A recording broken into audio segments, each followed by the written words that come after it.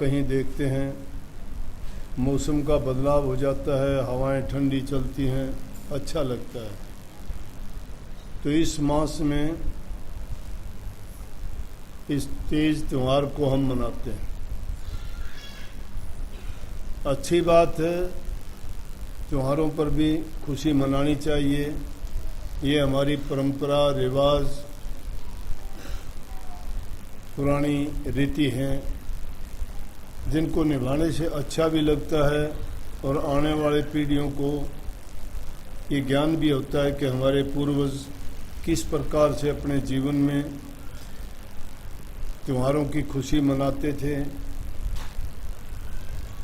और किन किन दिनों को वो अच्छा समझते थे। लेकिन इसके साथ साथ आप लोगों के लिए,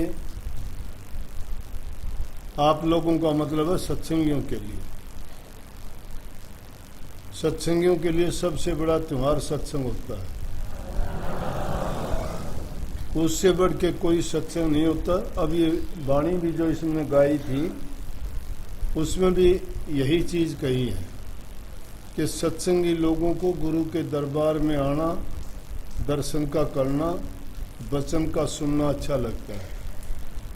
क्यों लगता है कि जिस इंसान को जिस चीज की जरूरत होती है, जैसा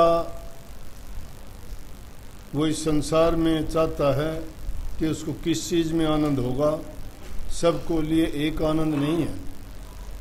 परंतु सत्संगियों के लिए सबसे बड़ा आनंद सतगुरु के संग में बैठना, दर्शन करना और उसका आनंद उठाना है। इसके बराबर ना कोई त्योहार है, ना कोई दिन है और ना कोई खुशी है।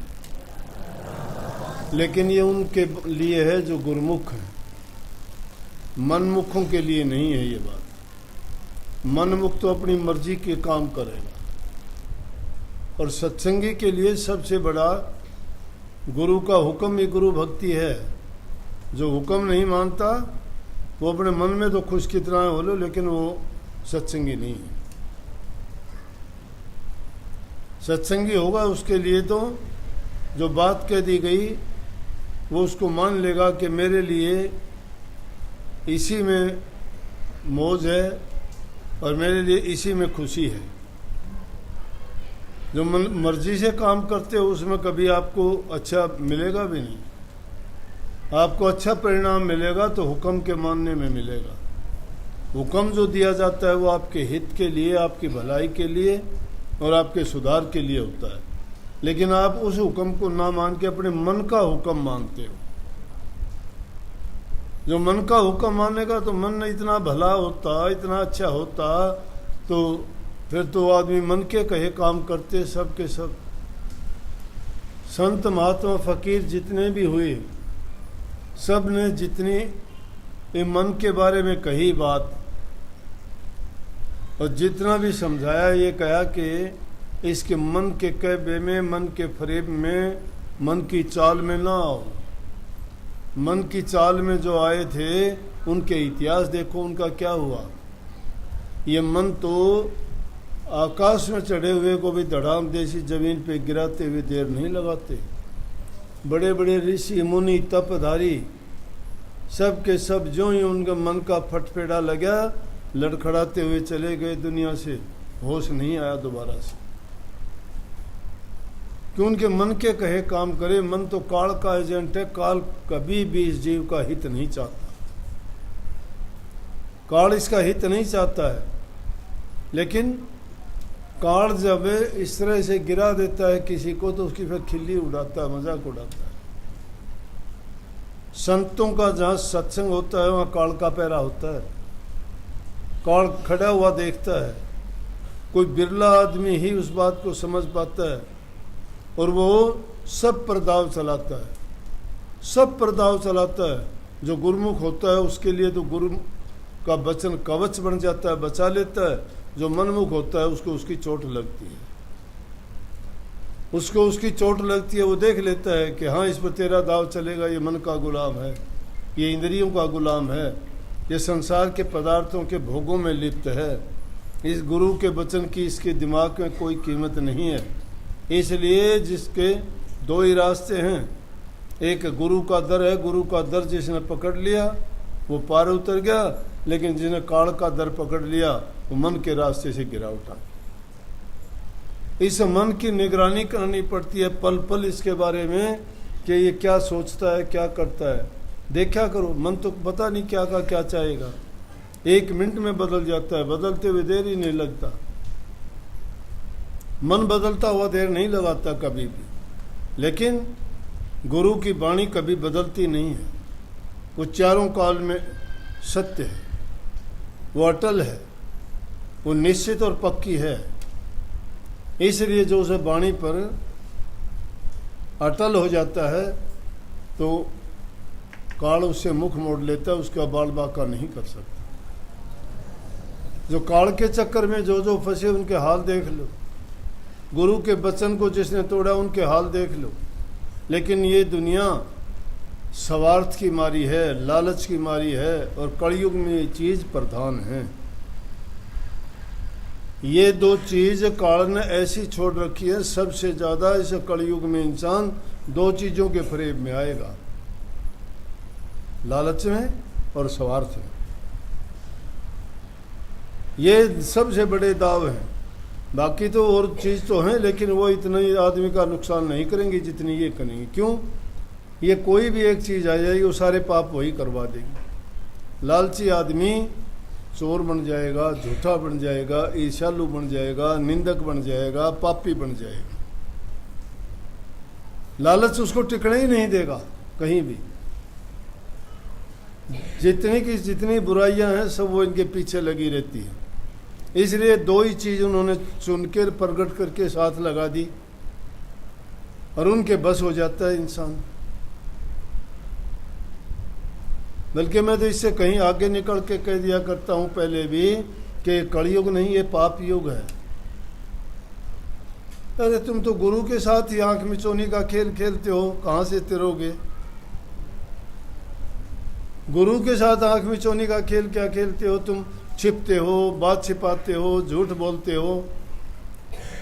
अगर सच्चे होते तो तुम्हें छिपने की, बात छिपाने की, कुछ आगे पीछे करने की जरूरत क्या थी? सत्य तो सत्य रहेगी। सत्य को किसी परीक्षा से डर नहीं होता, सत्य किसी चीज से डरती नहीं है। क्यों? सत्य एक ही है, बदलती नहीं है। झूठ कदम कदम पे बदल जाएगी। नजर तुम चुराओगे, जबान से तुम झूठे हो जाओगे, छल कपट बेईमानी सब उसके पीछे चली आएंगी। इसलिए भक्ति का राज है ये। अगर तुम सच्ची भक्ति करना चाहते हो ना तो सच्चे बन जाओ। अब तुम नाम तो सच्चाई का लेते हो, सतगुरु। अरे जो सत्य का भेद देता हो सतगुरु। सत्य संग, जिसका संग करने से तुम सच्चे बनते हो, सत्य संग है। सत्य नाम, जे नाम के जपने से तुम उस सत्य को पहुंच जाते हो, सत्य नाम है। सत्य सत्य सत्य है सब कुछ। सत्य का आसरा लेते हो, उनके नाम भी सत्य है। तो सत्य वचन बोलो, सत्य वाणी बोलनी चाहिए, मिथ्या क्यों बोलो?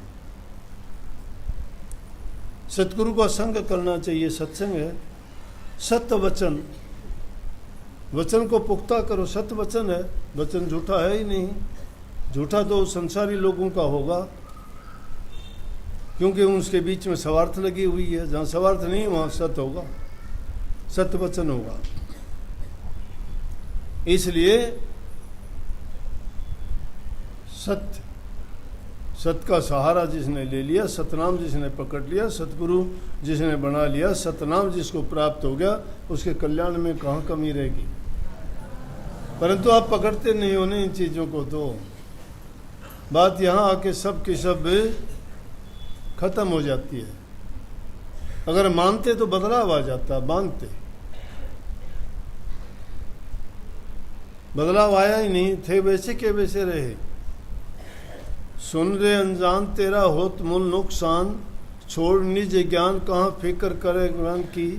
बड़े बड़े छत्रधारी तेजवंत रूप भारी, गए छोड़ छोड़ हाथी घोड़े रथ पाल की। कौन रहा? सारी चीज बड़े बड़े हाथी घोड़े रथ पाल की, महल अटारी नौकर चाकर धन दौलत सब के सब छोड़ के क्यों जाना पड़ा? एक एक पल की लाख लाख की मोल की कीमत बताई। क्या मानते हैं उसको? ये रोजाना की भागा दौड़ी से भगत थोड़े बन जाओगे। सतगुरु तुम्हारे अंतर में रहता है। अगर सतनाम की पूजा करते और सतगुरु के हो तो अंतर में प्रकट करके देखो ना। उसकी ओर तो एक कदम ही नहीं रखते। ये रोजाना की भागा दौड़ से ना तो बड़े बनते हो ना तुम्हें कुछ मिलता है। हाँ, दुनियादारी में ये जरूर हो जाएगा ये बड़ा भगत है, वो एक कर्मकांडी बन जाएगा। कर्मकांडी, कर्मकांडी उसको कहते जो नित्य प्रति के एक काम को ही चल जाए। पानी का लोटा भरा सूरज की तरफ ढोड़ दिया, कर्मकांडी है। मंदिर में गया मूर्ति को मत्था टेक दिया, कर्मकांडी है। रोजाना खड़े होकर आरती बेनती कर ली, कर्मकांडी है। हम भी करते हैं, कर्मकांड है। भक्ति वो होती कि बैठ के ध्यान लगाते, लेकिन ये कर्मकांड उस ओर ले जाने का रास्ता भी है। किसी चीज को पुख्ता करने, ये लेंटर है यहाँ पे, ये लेंटर बांधने से पहले इसके नीचे कुछ और कुछ लगाया गया था, कच्चा था ये, उसके ऊपर लेंटर बांधा गया था। जब ये पक गया तो उसको निकाल लिया गया। जब उस रास्ते पे पक्के हो जाते हो तो कच्चाई वाला सौदा निकाल देना चाहिए। ये आदत डालने की चीज है। संसारी पदार्थों में जो लिपाए मानते उससे हटा के परमार्थ के रास्ते पर ले जाने के लिए परोपकार और परहित करना जरूरी है। उस रास्ते पर जब चलोगे ना तब होगा। अब दो किसी ने शब्द सीख लिए, दो इधर उधर की बात सीख ली, भोले जीवों को फंसाने के लिए किसी ने दो रोचक बात कह दी, कोई डरावनी कह दी, संत महात्माओं के किस्से सुना दिए।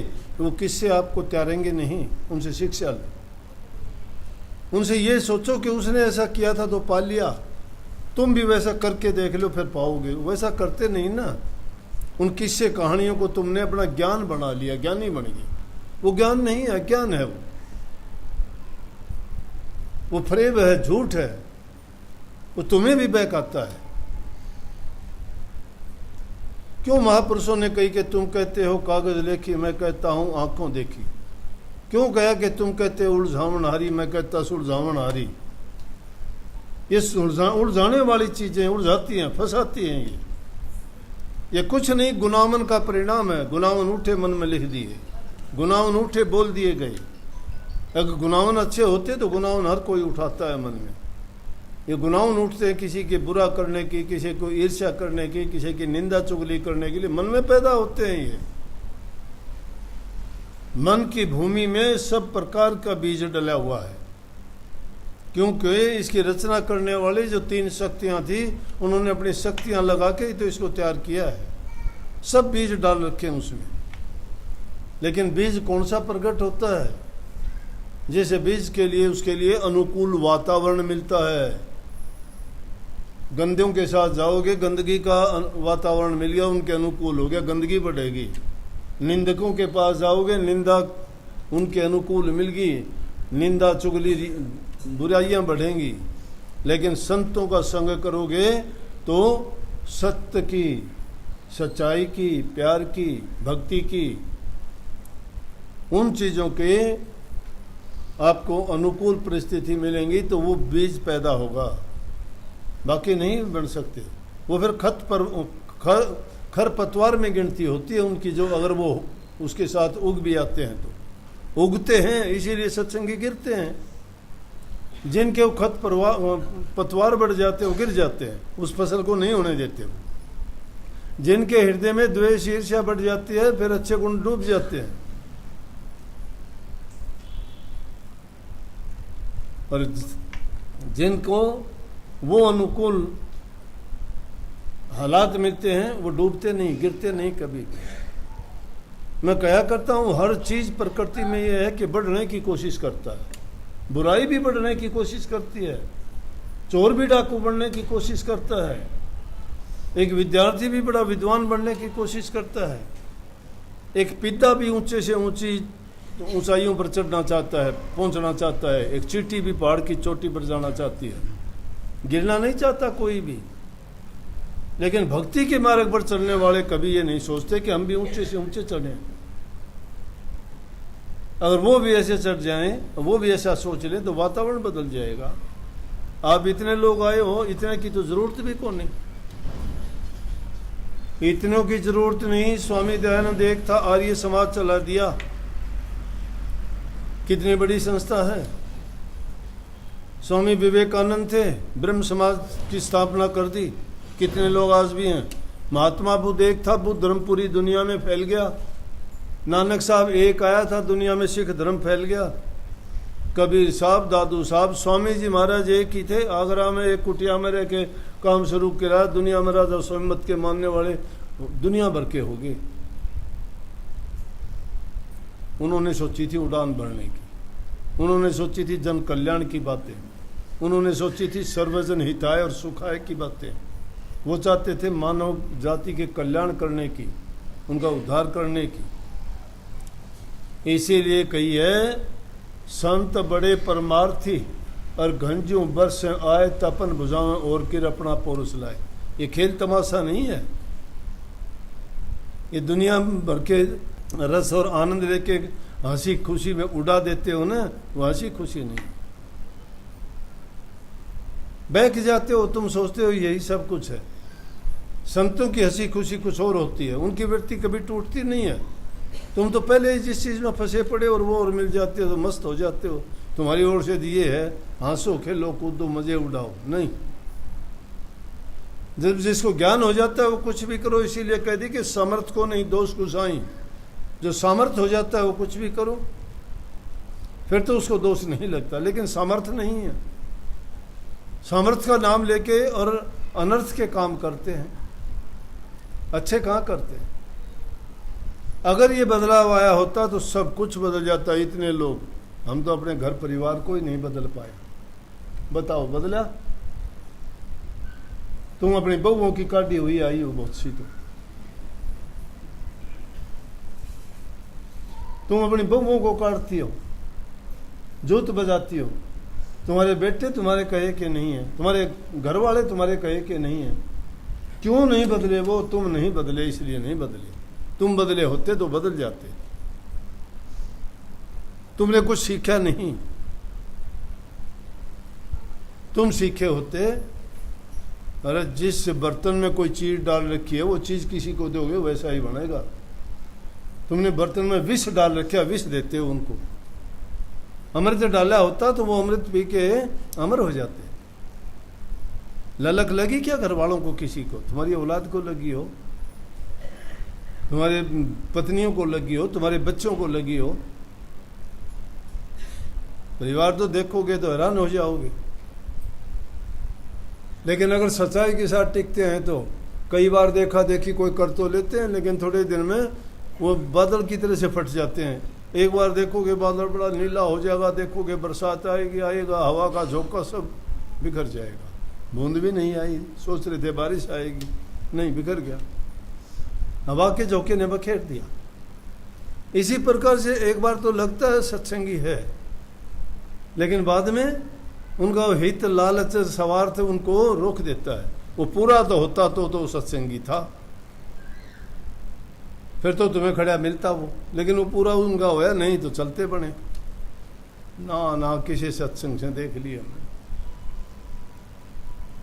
वो दोष सत्संग में, सतगुरु में, नाम में दोष निकालते हैं, अपना दोष नहीं उनका। ये सबको मूर्ख बना देते हैं कि ज्ञानी तो मैं था और तो सारे मूर्ख हैं। मैं ज्ञानी था, मैं निकला, मूर्ख वहां बैठे हैं सारे। बहुत कठिन काम है। जैसे गुरु का वचन निभाना आसान थोड़ा है। गुरु तो ऐसी बात कह देगा कि शायद सुनी भी नहीं जाए तुमसे। हमसे पूछो ये बातें तो हमने सुनी,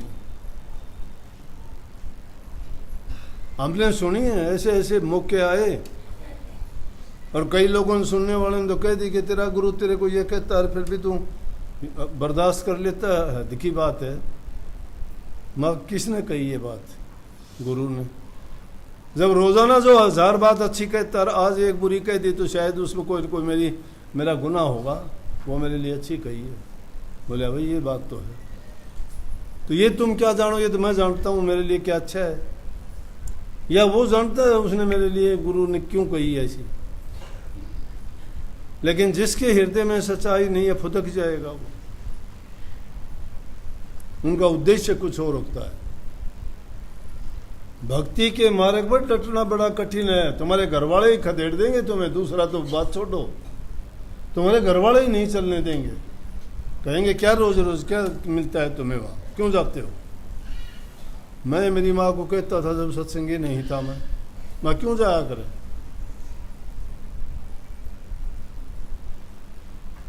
जब अज्ञान था, जब ज्ञान हुआ पता लगा तो हमारी भी आंख खुल गई। ज्ञान हुआ तो ज्ञान कौन सा हुआ, ब्रह्म ज्ञान को ज्ञान कहते हैं, जिसको आंतरिक ज्ञान होता है, जो सत्य से अवगत हो जाता है, जो अपने आप को पहचान लेता है, जो अपनी गति को जान लेता है, जो जीव का हित और कल्याण चाहता है वो जान लेना होता है। इन संसारी बातों को जान लेना कुछ भी नहीं है। समझोगे बहुत कम मेरी बात को, बात मेरी बड़ी ऊंची बात है। एक एक बात भी अगर दिमाग में कभी आ गई तो बहुत गहरी गहरी बातें हैं, लेकिन समझ में आनी बड़ी कठिन है ये बात, क्यों ये किससे कहानी नहीं है। इसलिए भाई तुम्हारे लिए सबसे बढ़ के गुरु का वचन होना चाहिए। बहुत बहुत आशीर्वाद सबको।